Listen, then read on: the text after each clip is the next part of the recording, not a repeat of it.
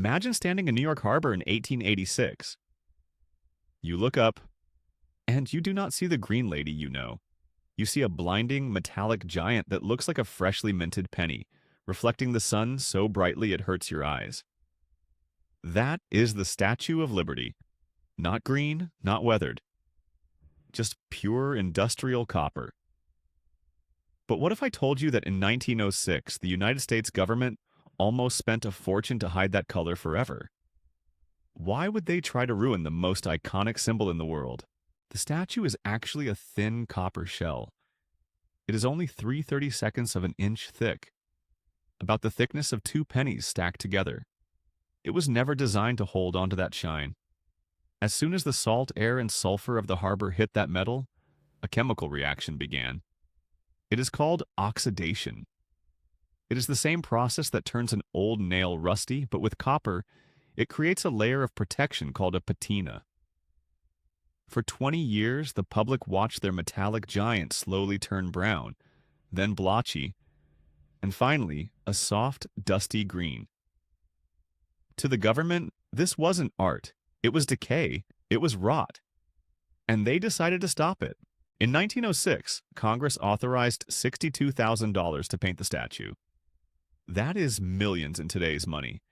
They wanted to strip away the green and return her to that original industrial shine.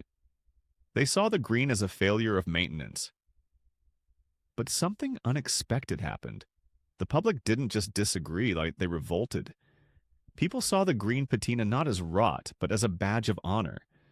It was the face of a survivor, weathered by the very ocean that brought millions of immigrants to these shores. The green wasn't a mistake. It was the statue's life story. And then, the government backed down. The paint job was canceled.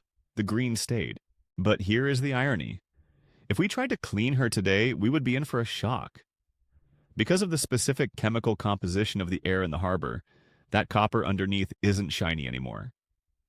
It has turned a deep, dull, dark brown.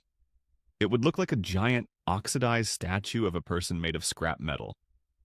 We would have destroyed the beauty of the green to reveal something that looks like an old, neglected pipe. The patina is not just a layer of chemicals. It is a protective shield that has kept the copper from disappearing entirely for over a century. So the next time you see the Statue of Liberty, remember that she was never intended to be this color. She was a victim of a chemical accident that we grew to love. We almost traded her soul for a coat of paint, and we almost lost the most iconic color in American history. Sometimes the most beautiful things in our world are just mistakes that we refuse to fix. And in that green, weathered skin, we found something much more permanent than copper.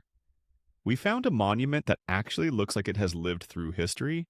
If you want to uncover more stories about the history we think we know, hit that subscribe button. What other landmarks have been hiding their true history from us? Let me know in the comments below.